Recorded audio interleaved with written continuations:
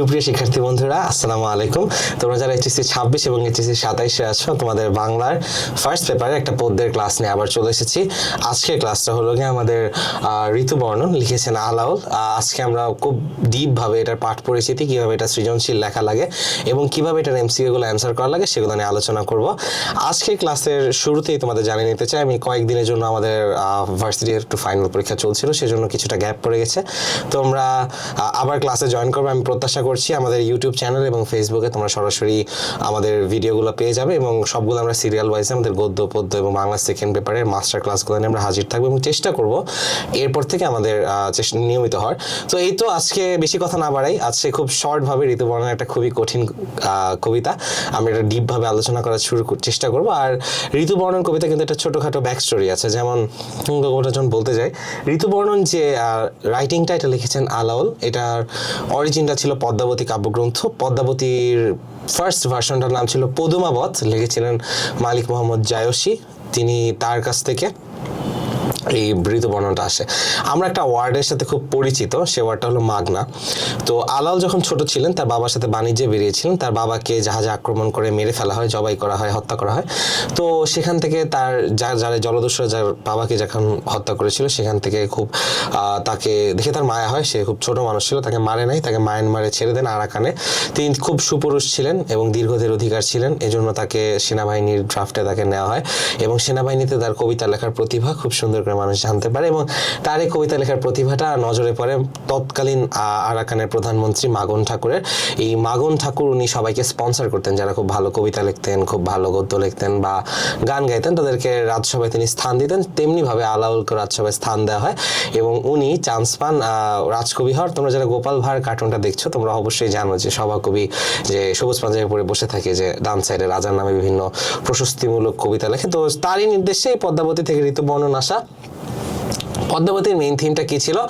পদ্মাবতীর main থিমটা ছিল পদ্মাবতী নামে একজন নারী ছিলেন। এই নারী অত্যন্ত রূপবতী ছিলেন এবং তার রূপের বর্ণনা এবং তার সাথে চিতরের রাজা রত্ন সেনের প্রণয়ের, তাদের প্রথম বিয়ের 1 বছর পরে তাদের হানিমুনের পিরিয়ডটাতে কি কি ওয়েদার ছিল, কেমনে কেমনে তারা তাদের হানিমুন পালন করেছেন, সেগুলো নিয়ে মূলত কবিতাটা লেখা চেষ্টা করব। আর ঋতুবর্ণন আছে কথা বলো, তো কথা না বাড়াই শুরু করি। পাঠ পরিচিতি তো দেখাই আছে, দেখো আমি তোমাদের লিখে দিচ্ছি। তোমরা যখন সৃজনশীল লিখবে এখানে খুব সহজে তোমাদের লাগবে। দেখো, আলাউলের ঋতুবর্ণন কবিতাটি তার বিখ্যাত কাব্যগ্রন্থ পদ্মাবতীর শর্ট ঋতুর বর্ণনা খণ্ড থেকে এসেছে। দেখো, শর্ট শব্দের অর্থ হলো শর্ট মানে হলো 6। তোমরা যদি কোনো সন্ধি বিচ্ছেদ পড়ে থাকো, যেমন শর্ট যোগ 10 ষোড়শ, ওভাবে করে আমরা বলে থাকি। তো শর্ট ঋতু বর্ণনা খণ্ড থেকে সংক্ষেপিত আকারে সংকলিত। প্রকৃতির বিচিত্র রূপ অভিব্যক্ত হয় আবহাওয়া ও ষড় ঋতুর প্রভাবে। বাংলাদেশের প্রাকৃতিক সৌন্দর্য যুগে যুগে মানুষ হয়েছে মুগ্ধ হয়েছেন সংবেদনশীল কবিগণ। ঋতু বর্ণনা মধ্যযুগের কাব্যের এক স্বাভাবিক রীতি। যদিও এখানে উনি হানিমুনের কথা বলেছেন, কেন যেন পদ্মাবতী যে মেয়েটা ছিল সে ছিল আনম্যারিড, তো বিয়ে হয়নি। তার একটা পাখি ছিল, এই পাখিটা উনি সুখ পাখি বলে ডাকতেন, তালবস্য রস্যকার ক। তো এই পাখি কথা বলতে পারতো। তো ওনার বিয়ে হচ্ছিল না, তারা রাজা অনেক পাত্র খুঁজতেছিলেন বিয়ে দেওয়ার জন্য। তো সুখ পাখি বলছে, আমি তোমার জন্য সবচেয়ে বেস্ট পাত্র নিয়ে আসবো। এই কথা শুনে রাজা সুখ পাখিকে হত্যার নির্দেশ দেন, যে আমার মেয়ের বিয়ে কেন একটা পাখি সেট করে দেবে। সুখ পাখি পালিয়ে যায় এক বনে, সেখানে এক ব্যাধের কাছে ধরা দেয়। ব্যাধ মানে পাখি শিকারী, ব্যাধের কাছে ধরা দেয়। এই ব্যাধ তাকে চিতর রাজ্যে নিয়ে গিয়ে এক ব্রাহ্মণের কাছে বিক্রি করে দেয়। সে ব্রাহ্মণ দেখতে পায় যে এই খুব জ্ঞানী পাখি। ব্রাহ্মণ 1 লক্ষ স্বর্ণমুদ্রার বিনিময়ে রত্ন সেনের কাছে সুখ পাখিটাকে বিক্রি করে দেয়। এর পরবর্তীতে সুখ পাখি যে রাজমহলে যায়, রত্ন সেনের যে রানী ছিলেন, রানীর নাম ছিল নাগমতী। নাগমতীর কাছে সুখ পাখি তার প্রিভিয়াস মালিক মানে পদ্মাবতীর রূপের বর্ণনা শুরু করেন। বলেন যে তার খঞ্জনের মতো চোখ, হরিণরাও তার চোখ দেখে পালিয়ে যায়, এত সুন্দর। তার রূপের বর্ণনা দেন। নাগমতী বুঝতে পারেন যে এই সৌন্দর্যের বর্ণনা যদি রত্নসেন শুনতে পারেন তাহলে তো তাকে ডিভোর্স দিয়ে আরেকজনের বিয়ে করতে চলে যাবে। তো নাগমতী সিদ্ধান্ত নেয় যে ঠিক আছে, সুখ পাখিকে মেরে ফেলবো। সেই রাজপ্রাসাদের প্রধান যে আয়া ছিলেন বা দাসী ছিলেন তাকে বলেন যে পাখিটাকে মেরে ফেলো, বাট দাসী খুব ভয় পায়, রাজা মাইট কিল হার সামথিং এরকম। তখন দাসীটা মেরে ফেলে না, দাসীটা জাস্ট লুকায় রাখে। দেন রত্নসেন যুদ্ধে গিয়েছেন, যুদ্ধ থেকে ফিরে আসেন, আসার পরে তিনি জিজ্ঞেস করেন আমার পাখি কই। সবাই বলে যে পাখি তো নাই, মরে গেছে। রত্নসেন বলে পাখিকে না এনে দিলে সবাইকে মৃত্যুদণ্ড দিব। দাসী ভয় পায়, পাখিকে এনে দেয়। যথারীতি পাখি রত্নসেনের কাছে রূপের বর্ণনা করে। রূপের বর্ণনা করার পর রত্নসেন সেদিনই ঘোড়া নিয়ে বেরিয়ে যায় পদ্মাবতীর খোঁজে। রত্নসেন নিজেও খুব হ্যান্ডসাম ছিলেন, দীর্ঘদেহী ছিলেন, দেহে তিনি চন্দন মাখতেন, তার মানে স্কিন কেয়ারও করতেন। তো ওরকম লম্বা চুল ছিল, রাজা, বুঝতেই পারছো। তারপর শুক পাখি আগে আগে উড়ে গিয়ে পদ্মাবতীকে খবর দেয় যে বসন্ত পঞ্চমীর দিন আপনার জন্য শ্রেষ্ঠ পাত্রকে আমি রাখছি। আর উড়ে এসে রত্নসেনকে বলে যে আপনি শিব মন্দিরে বসন্ত পঞ্চমীর দিন দাঁড়িয়ে থাকবেন, যখন যদি মালা বিনিময় হয় তাহলে তাদের বিয়ে হয়ে যাবে। এখন এই কথা শুনে রত্নসেন যায়। তিনি ধুতি পরেছিলেন, গলায় ছিল চম্পার মালা, তারপর তিনি গায়ে চন্দন মেখে বসন্ত পঞ্চমীর দিন হাতে মালা নিয়ে শিব মন্দিরে অপেক্ষা করছেন। আর বসন্ত পঞ্চমীর দিন পদ্মাবতীও কিন্তু গিয়েছিলেন মন্দিরে। রত্নসেনকে দেখে তার পছন্দ হয়, তার গলায় মালা দেন, তাকে বিয়ে হয়ে যায়। পরে তার পদ্মাবতীর যে আব্বা, তিনি খুব চেতে যান যে বিয়ে করে ফেলছে মেয়ে, এটা কেমন কথা। পরে যুদ্ধ ঘোষণা করেন। অনেকদিন তিনি যুদ্ধ পরে শ্বশুর আব্বারে মানায়। দেন ওরা একসাথে থাকে 1 বছর কাল সময়। এই 1 বছর কাল সময় যে ঋতুটা, এই হানিমুন পিরিয়ডটাই দেখা যায়। এবার আরেকটা মজার ব্যাপার কি, নাগমতির একটা পার্সোনাল পাখি ছিল। তো রাজাকে নাগমতি মিস করে। কামন, তার হাজব্যান্ড আরেকটা মেরে খুঁজতে অন্য রাজ্যে গিয়ে বিয়ে বসে আছে। তো অবশ্যই তো নাগমতি রাজ্যের খবর, আর নাগমতি যোকে অনেক মিস করে। সেই খবর নিয়ে উঠতে আবার চিতরে যায়, মানে পদ্মাবতীর আব্বার বাসায়। যাওয়ার পর রত্নসেনকে বলে যে আপনাকে অনেক মিস করি, বা রাজ্যের অনেক খারাপ অবস্থা। তো এই জিনিসটা শুনতে পেরে রত্নসেন করে, তার রাজ্যের কথা মনে পড়ে। যখন রাজ্যের কথা মনে পড়ে তখন সে সুন্দর করে সরাসরি ঘোড়ায় চড়ে রওনা দেয়। পরে তিনি 2 বউনে থাকতে থাকেন। আর অনেক কাহিনী আছে, সেখানে আমরা যাবো না। এখানে দেখো, কবি আলাওলের ঋতু বর্ণনে প্রকৃতির রূপবৈচিত্র্যের সাথে মানব মনের সম্পর্ক প্রভাব তুলে ধরেছেন। বসন্তের নবীন পত্রপুষ্প, মলয় সমীর মানে হলো গিয়ে উত্তর পূর্ব থেকে আসা বাতাস। এইখান থেকে কিন্তু তুমি বিদ্রোহিত সেম ওয়ার্ডগুলো দেখতে পাবে, যে আমি উত্তর বায়ু, মলয় অনিল, উদাস পূরবী হাওয়া, আমি পথিক কবির গভীর রাগিনী বেনুমিনে গান গাওয়া, এটা বিদ্রোহিত আছে। ভ্রমর গুঞ্জন ও কোকিলের কুহুতান, গ্রীষ্মের প্রচন্ড রৌদ্র ত্রাস, ছায়ার গুরুত্ব, সবগুলো ঋতু বলেছেন। ঋতুর বৈচিত্র্য বাংলার নিসর্গ যে সমৃদ্ধ করেছে তা এই কাব্যাংশ থেকে স্পষ্ট হয়ে বোঝা যায়। যারা নোট দেখে, স্লাইড দেখে খাতায় লিখতে চাচ্ছ, আমি সরে দাঁড়াচ্ছি। স্ক্রিনশট নিতে পারো, লিখে রাখতে পারো, পরবর্তীতে তোমাদের কাজে লাগবে। আমি সরে দাঁড়াচ্ছি।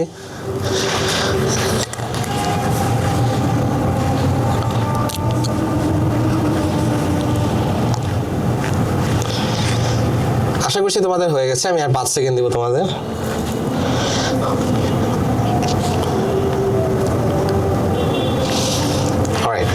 সো আমরা পাঠ পরিচিতিতে মোটামুটি দেখে ফেলেছি। এখন আমরা কবিতা নিয়ে কথা বলা শুরু করব। দেখো, এখানে আমাদের কবিতা সুন্দর করে স্লাইড করে দেওয়া আছে। আমরা জাস্ট ওয়ার্ডগুলো ধরবো, এন্ড ওয়ার্ডগুলো ধরার পর আমরা চেষ্টা করবো তোমাদের বুঝিয়ে দিতে।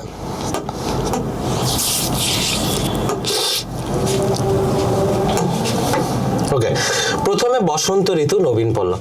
একটা জিনিস কল্পনা করো, আমি কিন্তু তোমাদের বলেছিলাম একটু আগে যে বসন্ত পঞ্চমীর দিন তাদের বিয়ে হয়। তার মানে বসন্ত পঞ্চমী থেকে তাদের ঋতুগুলো, হানিমুনটা স্টার্ট হচ্ছে। তিনি বলছে প্রথমে বসন্ত ঋতু, নবীন পল্লব। দেখো, এখানে পল্লব শব্দের অর্থ কি? পল্লব শব্দের অর্থ পাতা। প্রথমে বসন্ত ঋতু, নবীন পল্লব। নবীন মানে নতুন, নবীন মানে তো নতুন নতুন পাতা। এটা তো বুঝতে পারছো যে প্রথমে বসন্ত ঋতু। যদি ঋতু বর্ণনা এমসিকিউতে আসে, প্রথমে কোন ঋতুর কথা বলা হয়েছে স্পষ্টভাবে দেওয়া আছে, প্রথমে বসন্ত। এই কোশ্চেনটা কিন্তু তোমাদের অ্যাডমিশন পরীক্ষা অনেক জায়গায় দিয়ে দেওয়া হয়, যে আগে 2 পক্ষ আগে পাছে মধ্যে সমাধব। দেখো, সমাধব মানে কি? সমাধব শব্দের অর্থ হলো বসন্তকাল। ওকে, 2 পক্ষ আগে পাচ্ছে মধ্যে সময়। এখন দেখো, পক্ষ মানে কি? পক্ষ মানে হলো গিয়ে 2 বার চাঁদ উঠে। এখন চাঁদ উঠলে একটা করে মাস পরিবর্তন। একটা জিনিস দেখো, প্রত্যেক 28 দিনে বা চাঁদ চন্দ্র মাস হয় বা চান্দ্র মাস হয়। এখন 2 পক্ষ যখন ওয়ার্ডটা উল্লেখ করা হচ্ছে, দেখো আমাদের ঋতুগুলো কি? বৈশাখ জ্যৈষ্ঠ আষাঢ় শ্রাবণ, কার্তিক অগ্রহায়ণ, পৌষ মাঘ ফাগুন চৈত্র। তো আমরা যখন করতেছি, সরি ভাদ্র আশ্বিনটা মিস করে গেছি, যাই হোক 12টা ঋতু দাঁড়াচ্ছে। আমরা যখন বসন্তের দিকে যাচ্ছি, তখন কিন্তু আমরা যখন চৈত্রর ফাগুন চৈত্র যখন আমরা বলছি, ফাগুনের পর তো আমাদের চৈত্র আসতেছে, চৈত্র আমাদের বসন্তকাল। সো ফাগুন আর গ্রীষ্মের মাঝখানে, মানে বৈশাখের মাঝখানে যে সময়টা, সেটাকে আমরা চৈত্র বলি। তো উনি চৈত্রের সময় যেহেতু বিয়ে বসছিলেন, সেই জন্য তিনি বলতেছেন যে দুই পক্ষ আগে পাচ্ছে, মানে একটা মাস আগে শীত, একটা মাস পরে গ্রীষ্ম, এভাবে করে মাঝখানে বসন্ত, সেটাকে উল্লেখ করার চেষ্টা করছে। আচ্ছা দেখো, মলয়া সমীর হইলা কামের পদার্থী। কাম কি? আচ্ছা, কাম শব্দটা আমরা যখন উল্লেখ করি, কামদেব হলো গিয়ে হিন্দু ধর্মের যৌনতার দেবতা। তো আমরা যদি স্পেশালি কোনো আদিম যুগের সাহিত্য দেখতে চাই, আমরা দেখতে পাবো যে সাটল ভাবে কোনো আমাদের যে সভাকবিগুলো বলো বা যেই রাজকবিগুলো বলো বা যেই সাহিত্যগুলো ছিল, তারা সেক্সকে অনেক প্রাধান্য দিতেন। তো সেক্সুয়াল বিষয়গুলোকে ওনারা তাদের কবিতাগুলোতে উল্লেখ করতেন। সো এখানে তিনি কামের পদাতি বলছেন কেন? মলয়া সমীর বলছে বসন্তকালের ওয়েদারে কামের পদাতি মানে তাদের মধ্যে মদন দেবের যে মদন দেব বাণিত বলেছি যে ওদের যৌনতার দেবতা, তার ফুটে উঠে তার বিভিন্ন ব্যাপার স্যাপার। যাই হোক, পদাতি শব্দের অর্থ বাহন, আমি লিখে দিচ্ছি। হিন্দু ধর্মে বেশিরভাগ দেবদেবীরই বাহন থাকে, যেমন লক্ষ্মীর বাহন পেঁচা, দুর্গার বাহন সিংহ, নারদ ঢেকিতে চড়ে বেড়ায়। আর মলয়া সমীর মানে উত্তর পূর্ব হাওয়াতে কাম আসে। যাই হোক, মুকলিত কইল তবে বৃক্ষ বনস্পতি। আচ্ছা, একটা জিনিস বুঝো, কইল মানে কি? কইল মানে করলো, বৃক্ষ মানে গাছ, বনস্পতি মানে হলো ঔষধি গাছ। যাই হোক, আগে কুসুমিত কিংসুক সঘন বনলাল। কুসুমিত মানে কি? ফুল ফুটছে, কিংসুক মানে পলাশ ফুল, সঘন বনলাল মানে ঘন হয়ে ফুটছে পলাশ ফুল, বনটাই লাল হয়ে গেছে, এতখানি ঘন। কারণ আগের ওয়েদারটা বুঝোই স্বাভাবিকভাবে, পদ্মাবতী হিস্ট্রিটা যখন আমরা বলছি প্রায় মোর দেন 1000 ইয়ার্স, তো অবশ্যই সঘন বনলাল। পুষ্পিত সুরঙ্গ মল্লী লবঙ্গ গুলাল। আচ্ছা, পুষ্পিত সুরঙ্গ, দেখো সুরঙ্গ মানে কি? সুরঙ্গ কিন্তু আমরা এখান থেকে আমরা যদি ব্যাখ্যা করি, জিনিসটা হচ্ছে কি? সুযোগ রঙ্গ। সুরঙ্গ দুইভাবে আমরা বুঝি, একটা হলো গর্ত হিসেবে আমরা উল্লেখ করতেছি, আর আরেকটা হলো সুন্দর রং। যেমন সুরঙ্গ আমি যখন লিখতেছি, সু শব্দের অর্থ সুন্দর, রঙ্গ শব্দের অর্থ রং, সুরঙ্গ শব্দের অর্থ হলো গিয়ে সুন্দর রং। যাই হোক, এখন ধরো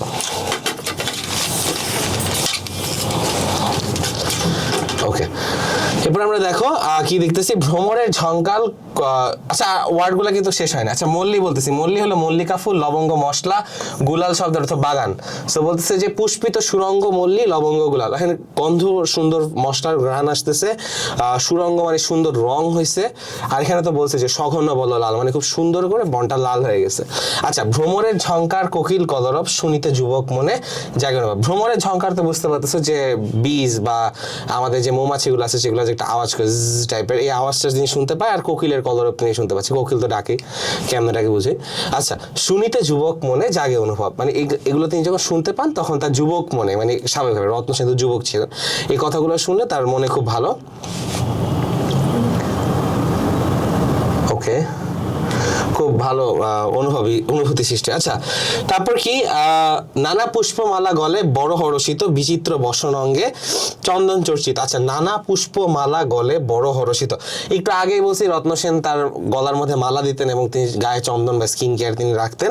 তো এই জিনিসটা যেমন নানা পুষ্পমালা গলে, গলে মানে গলায়, মালা তো বুঝতে পারতেছো পুষ্প মানে ফুল, হরষিত শব্দের অর্থ অনেক মন ভালো। হরষিত শব্দটা আসছে হর্ষ থেকে, কি লিখলাম? আচ্ছা ধরো, নোট 3-তে ক্লাস নিয়ে অ্যাকচুয়ালি ভালো, নোট 5-এ কিছু প্রবলেম আছে।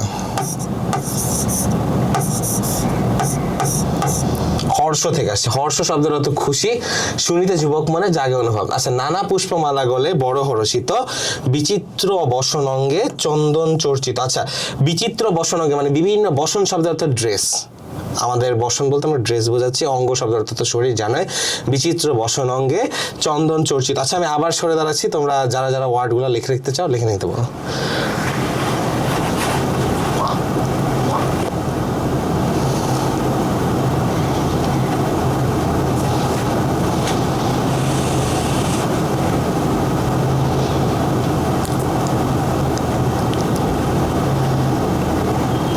আচ্ছা, ঠিক আছে, সরে দাঁড়িয়েছিলাম, যারা যারা স্ক্রিনশট নিয়েছো তাদের অসংখ্য ধন্যবাদ। আচ্ছা, আমরা এখন এগিয়ে যাচ্ছি। অলরাইট,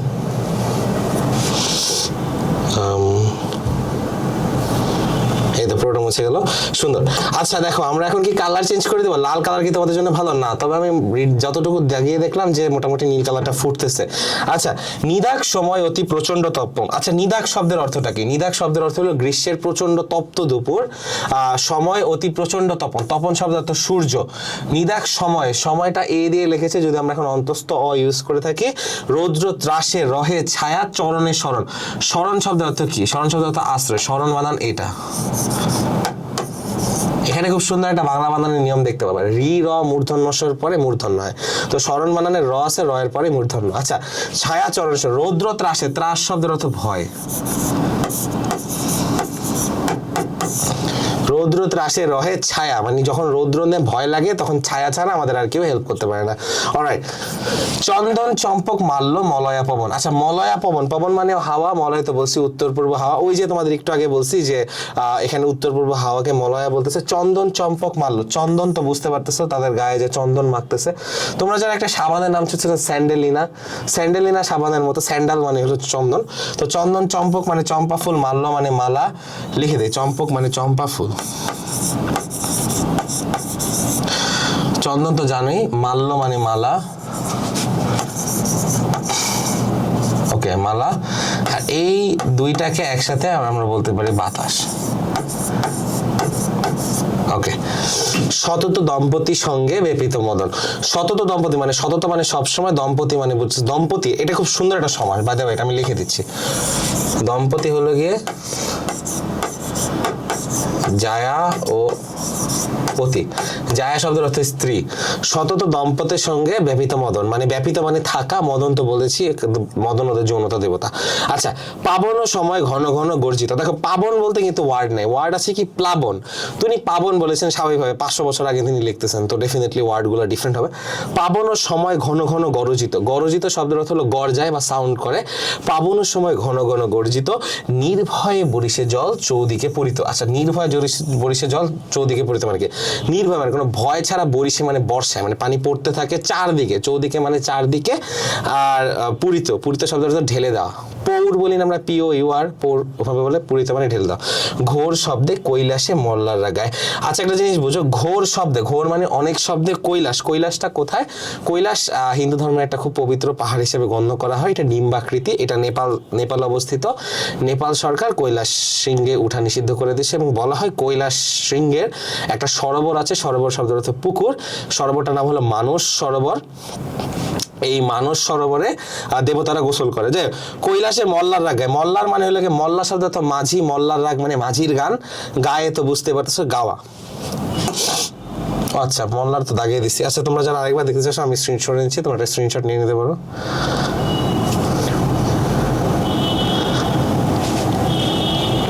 অলরাইট, মুছে দিয়েছি। আচ্ছা, দেখো এখানে কি সুন্দর করে বলা হয়েছে, লিখে দিচ্ছি, এই তো, দাদুরি শিখিনি রব অতি মন ভাই। দাদুরি শব্দের অর্থ ব্যাং অথবা মাদি ব্যাং, মানে মেয়ে ব্যাং। দাদুরি শিখিনি রব অতি মন ভাই, শিখিনি শব্দের অর্থ ময়ূর বা ময়ূরী, যে দাদুরি শিখিনি আমি লিখে দিচ্ছি,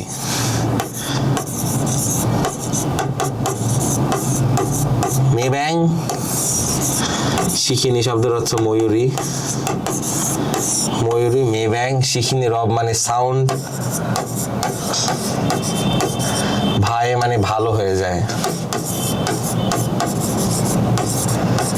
তোমরা যারা অফলাইন ক্লাস করেছো আমার, তারা হয়তো বলতে পারবা যে আমার অ্যাকচুয়ালি আমরা যখন স্লাইড করে পরে আমার বইগুলো একদম দাগায় আমি ধ্বংস করে ফেলি, তোমাদের বইগুলো তোমরা দাগায় ধ্বংস করে ফেলাবা। যদি দেখো যে তোমাদের বইগুলোর মধ্যে কোনো মায়া নাই, তারা কিন্তু বুঝতে পারো তোমরা বইটা পড়োই নাই। সো তোমাদের বই পড়েছো এটা বোঝার একমাত্র ওয়ে হলো গিয়ে তোমাদের বইয়ে দাগানো আছে। প্রত্যেকটা কবিতার নিচে আন্ডারলাইন করে যে ওয়ার্ডগুলো বুঝো না জানতে চাও, এগুলো জাস্ট মার্ক করে রাখবা, কমেন্ট করে জিজ্ঞেস করতে পারো তোমাদের কেমন লাগছে ক্লাস। যাই হোক, আগাই। আচ্ছা, যতগুলো দেখেছি তোমরা একটু দেখো, মাধুরী শব্দের অর্থ মেয়ে ব্যাং, শিখিনি শব্দের অর্থ ময়ূরী, ভাই মানে ভালো হয়ে যায়, আর রব মানে হলো গিয়ে সাউন্ড। ওকে, কীটকুল রবপুনি ঝংকারে ঝংকারে। কীটকুল শব্দের অর্থ হলো পোকামাকড়, কীট মানে কীট, আমরা বলি না কীট পতঙ্গ, কীটকুল, কুল মানে বংশ, রব মানে সাউন্ড, পুনি মানে হইলো গিয়ে, পুনি ওয়ার্ডটা কেমন বুঝাবো, পুনি মানে ধরো পোকামাকড়ের সাউন্ড হিসেবে তিনি বুঝাইছে। আচ্ছা, ঝংকারে ঝংকারে মানে শব্দের অর্থ গিয়ে সাউন্ড হয়, যেটা তোমার হলো মিল করে সাউন্ড হয়, যেমন মনে করো তোমার যারা ড্রামস দেখছো ধাম ধাম, তো এই ঝংকারের সাউন্ডটা উনি বোঝানো হয়েছে। আচ্ছা, শুনিতে যুবক চিত্ত হরষিত ডরে, তার মানে রত্ন সেনের পোকামাকড় ভয় লাগতো, বলছে শুনিতে যুবক চিত্ত হরষিত ডরে, ডর মানে ভয়, লিখে দিচ্ছি। দিচ্ছি। হর্ষিত শব্দের অর্থ ওই তো বলছি, হর্ষিত আসছে হর্ষ থেকে। অতি বিশেষ কোনো ইমোশনকে আমরা হর্ষ বলে থাকি। যে আইলো শারদ ঋতু নির্মল আকাশে, শারদ শব্দের অর্থ শরৎ, আইলো শারদ ঋতু, নির্মল শব্দের অর্থ পরিষ্কার, ঋতু তো তোমরা জানোই, দোলায় চামর কেশ কুসুম বিকাশ। আচ্ছা দেখো একটা খুব মজার জিনিস, চামর মানে হলো গরুর লেজ দিয়ে তৈরি করা একটা পাখা। একটা জিনিস দেখো, গরুর লেজ কেমন এরকম হয়, আর এরকম ধরো গরুর সামনে কোরবানি আসছে, তোমার গরুর লেজটা কাইন্ডা এরকম হয়। বলছে উনি যখন বলছে যে দোলায় চামর কেশ, একটা জিনিস ভাবো, কুসুম বিকাশে, কুসুম মানে ফুল, তাহলে গরুর লেজের মতো ফুল কোনটা? আমরা যদি এই গরুর লেজটাকে উল্টা করে দেই তাহলে এই টার্নস ইনটু কাশফুল। তো উনি কাশফুল হিসেবে বলছেন যে দোলায় চামর কেশ মানে কাশফুল নাড়াচাড়া করে কখন? শরৎ ঋতু হইলে। সো দোলায় চামর কেশ কুসুম বিকাশে মানে চামর কেশ মতো দেখতে কুসুম, মানে গরুর লেজের মতো দেখতে কুসুমাল একটা ফুল ফুটে ওঠে। আচ্ছা, নবীন খঞ্জন, খঞ্জনা পাখি দেখি বড়হি কৌতুক, কৌতুক শব্দের অর্থ ভালো লাগা। উপজিত যামিনী দম্পতি মনুষ্য, উপজিত মানে আসতেছে, কামিং, কামিং। যামিনী শব্দের অর্থ সন্ধ্যা। যখন সন্ধ্যা নামে তখন দম্পতির খুব ভাল লাগে, দম্পতি মানে আবারও জায়পতি মানে স্বামী স্ত্রীর গুণ ভাল লাগে। প্রবেশে হেমন্ত ঋতু, শীত হতে যায় মানে এখন শরৎ শেষ, এবার হেমন্ত আসতেছে, হেমন্ত আসছে, শীত হতে যায় মানে আসে আসে ভাব এরকম, শীত হতে যায়। পুষ্প তুল্য তাম্বুল অধিক সুখ, পুষ্প মানে ফুল, তাম্বুল শব্দ অর্থ পান, লিখে দিচ্ছি, অধিক সুখা মানে পান খাইতে অনেক ভালো লাগে ওই সময়টা। পরে তো রাজরাজরা ছিল, অনেক মজা মজা করে খাবার দাবার খাইতো এই সে। শীতের তরাসে রবি, তরাস মানে ত্রাস, ত্রাস মানে ভয়, রবি তুরিতে, তুরিতে মানে তাড়াতাড়ি, আর লুকায় তো বুঝতে পারতেছো যতগুলো দেখবা যে একার আছে মানে অন্তস্থ হওয়ার জায়গায় তিনি এ ইউজ করছেন, মানে ওনারা এইটার জায়গায় এটা প্রেফার করতেন।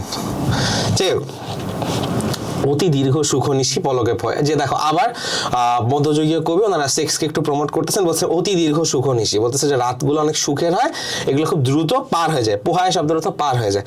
যে মুছে দিচ্ছি, মুছে দেওয়ার আগে তোমরা যারা স্ক্রিনশট নিতে চাও সেটা নিতে পারো।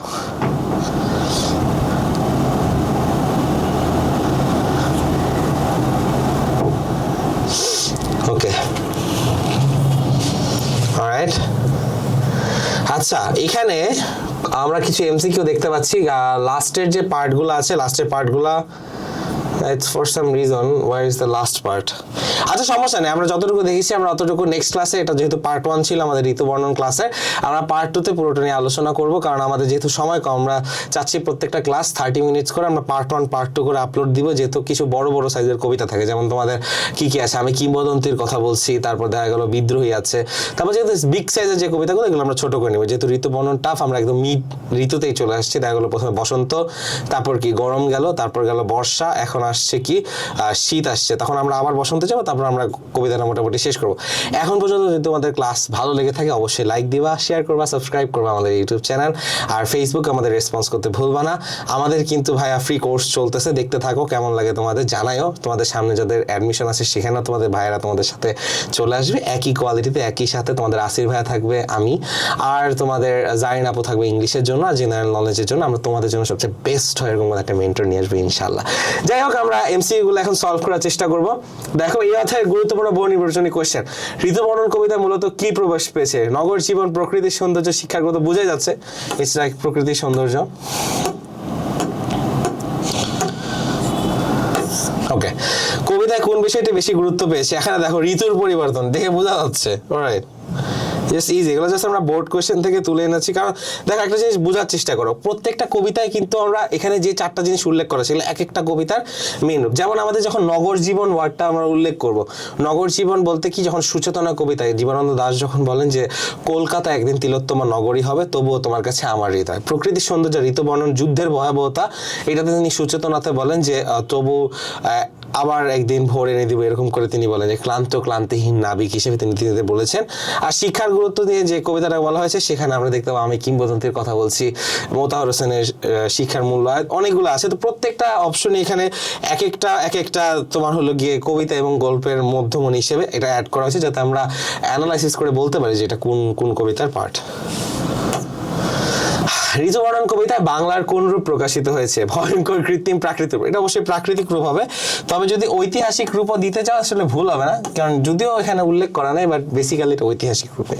অলরাইট, কবিতায় প্রকৃতি মানুষের মনে কি সৃষ্টি করছে? ভয়, দুঃখ, আনন্দ, রাগ। আচ্ছা দেখো এই কোশ্চেনটা কি বললো, কি রৌদ্র ত্রাসের রবি ছায়া চরণে স্মরণ, এরকম করে বলতেছিল। তার মানে ভয়ও হতে পারে, হরষিত ডরেও হইতে পারে, তার এখানে মল্লার রাগ গায়েও বলতে পারে।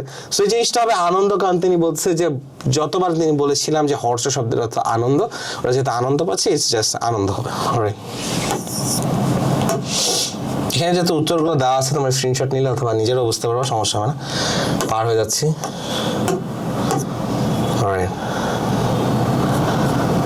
ওকে, ঋতু পরিবর্তনের মাধ্যমে কবি কি বোঝাতে চেয়েছেন? জীবনের বৈচিত্র্য হবে, যুদ্ধ, দারিদ্র, ব্যবসা, সবগুলো এক একটা আমরা পার্ট যতগুলো দেখতে পাচ্ছি এগুলো সবগুলাই এক একটা বোর্ড কোশ্চেন ছিল, ইদারওয়াইজ পার টেস্ট পেপার থেকে উঠাই দেওয়া হয়েছে। তো যাই হোক, আমরা বলবো 5-এর এখানে ক হবে, জীবনের বৈচিত্র্য, যেহেতু উল্লেখ করাই আছে। ঋতুবর্ণন কবিতার মূল ভাব কি? প্রকৃতি প্রেম, দেশ ত্যাগ, বিদ্রোহ, মর্যাদা। এটা হলো প্রকৃতি প্রেম। এই প্রকৃতি প্রেম ওয়ার্ডটা তোমরা যদি ঠিকঠাক করে উল্লেখ করতে পারো তোমাদের এক্সামগুলোতে, ইনশাল্লাহ তোমাদের কোনো ইস্যু থাকবে না। যাই হোক, আমরা আগে যাই। আচ্ছা, এখন আমরা সৃজনশীল দুইটা সলভ করার চেষ্টা করব, তারপর আমরা তোমাদেরকে ধন্যবাদ দিয়ে বিদায় দিয়ে দিব। যাই হোক, অনেকক্ষণ তোমরা ক্লাসে ছিলা, তোমাদের অসংখ্য ধন্যবাদ। আমরা সৃজনশীল লেখার যে ভিডিওটা, সেটার লিঙ্ক আমরা ইনশাল্লাহ ভিডিও ডিসক্রিপশনে দিয়ে দেবো। ওখানে ঢুকলে তোমরা কীভাবে সৃজনশীল এফেক্টিভভাবে লিখতে পারো, আমার একটা রুল আছে, সেটার নাম ছিল আমরা রুল অফ 4-3-4। এইখানে আমরা অনেকগুলো কম ওয়ার্ড লিখে কীভাবে সবগুলা খাতাটা ভরে ঠিকঠাক করে লিখে আসা যায় সেই বিষয়ে আমরা আলোচনা করেছিলাম। যাই কথা না বাড়ে সৃজনশীল প্রশ্নে এগিয়ে যাই। অলরাইট, সৃজনশীল প্রশ্ন 1, তোমরা উদ্দীপকটা একটু পড়ে ফেলো। ওকে, সৃজনশীল প্রশ্ন 1, উদ্দীপক গ্রামের মাঠে কাশফুল দুলছে।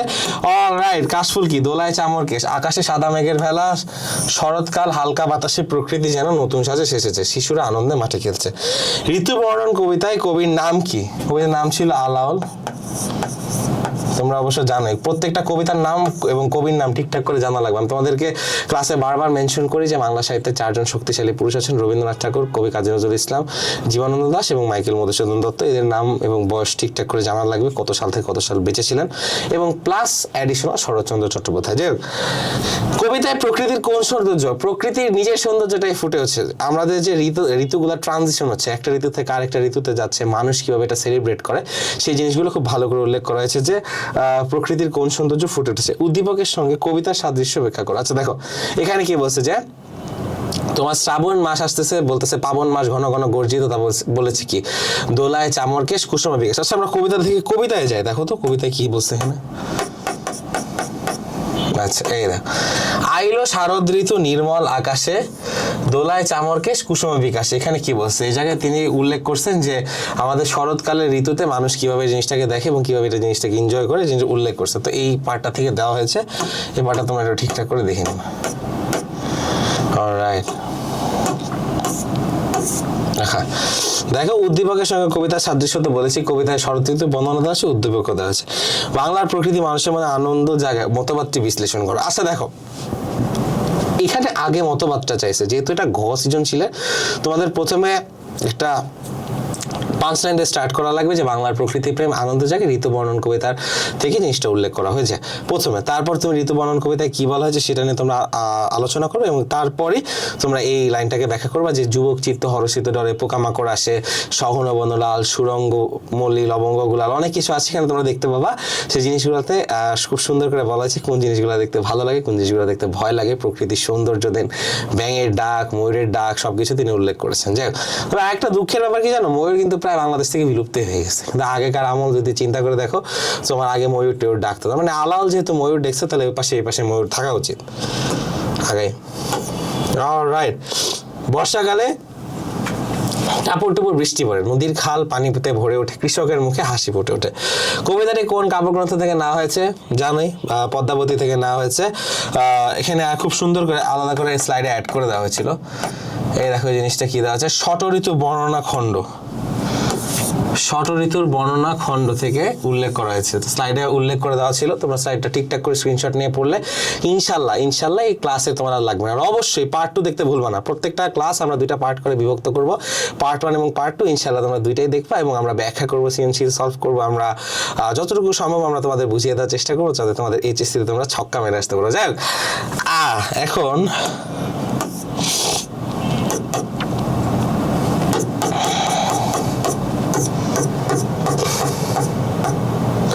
আচ্ছা দেখো, কবিতাটি কোন কবিতায় ঋতুর পরিবর্তন কিভাবে প্রকাশ পেয়েছে? নদী নালা ফুটে ওঠে, প্রথমে বৃষ্টি পড়ে, নদী নালা ফুটে ওঠে।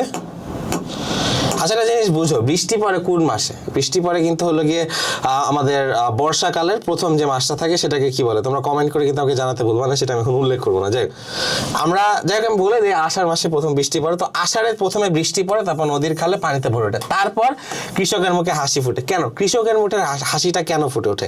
কৃষকের মুখে হাসি ফুটে ওঠে কারণ ফসল দেখা যায়। তোমরা একটা জিনিস মনে রাখো কিনা জানি না, সোনার তৈরিতে রবীন্দ্রনাথ ঠাকুর বলেছেন, গগনে গরজে মেঘ ঘন বর্ষা, কুলে একা বসে আছি নাই ভরসা, রাশি রাশি ভাড়া ভাড়া ধান কাটা হলো সারা, ভরা নদী খুঁড়ো ধারা খর পরশা।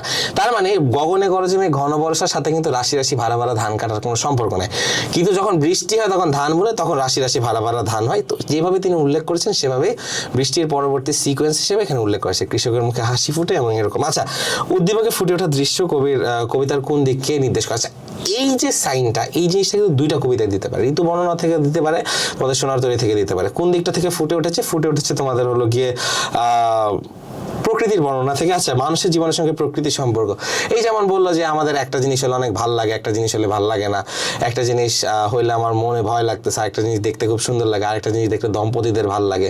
তো এইভাবে মানুষ একটা কাজ করে, তো এইভাবে করে উল্লেখ করছে। তো যখন সম্পর্ক আলোচনা করে যে আমাদের জীবনের বিভিন্ন পার্টে আমরা উল্লেখ করি যে আমরা কিভাবে আমাদের প্রকৃতিটাকে আমাদের বাংলাদেশের মানুষ ঠিকঠাক করে পালন করে থাকে, আমরা ঋতুবর্ণ কবিতা এবং সোনার তৈরি কবিতা খুব ভালো করে জিনিসটা দেখতে পাবো। যাই হোক, সবগুলো খুব ভালোভাবে ব্যাখ্যা করে দিলাম। ইনশাল্লাহ সামনের কোন একটা ক্লাসে তোমাদের দেখা হবে। পার্ট 2 খুব শীঘ্রই আসতেছে, তোমরা কিন্তু ঋতুবর্ণের পার্ট 1 এর ক্লাসটা দেখতে ভুলবা না। যাই হোক, আমরা আগাচ্ছি এবং আজকের জন্য এই পর্যন্ত। That's all for today. Thank you guys যারা ছিলেন টিএসসি টিউটরের সাথে। আমি ছিলাম তোমাদের সাথে আসির আনজার, তোমাদের আসির ভাইয়া। তোমাদের ইনশাল্লাহ অ্যাডমিশন পর্যন্ত সবগুলো বাংলা ক্লাসে আমাকে তুমি দেখতে পাবা। কিন্তু আরেকটা টুইস্ট আছে, কিন্তু অ্যাডমিশনে তোমরা আমার কাছে বাংলা পড়তে চাও না জেনারেল নলেজ পড়তে চাও, সেটা কিন্তু কমেন্ট করে জানাবে। আমি কিন্তু অনেকগুলো অনলাইন প্ল্যাটফর্মে জেনারেল নলেজ পড়িয়ে থাকি। যাই হোক, সেটা ব্যাপার না। তোমাদের সবাইকে ক্লাসে থাকার জন্য অসংখ্য ধন্যবাদ। পার্ট 2 দেখার জন্য দাওয়াত দিয়ে গেলাম। দেখে নিও, শিখে নিও। তোমরা সবাই ভালো থাকবে, সুস্থ থাকবে, সাথেই থাকবে দ্য টিএসসি টিউটর্স।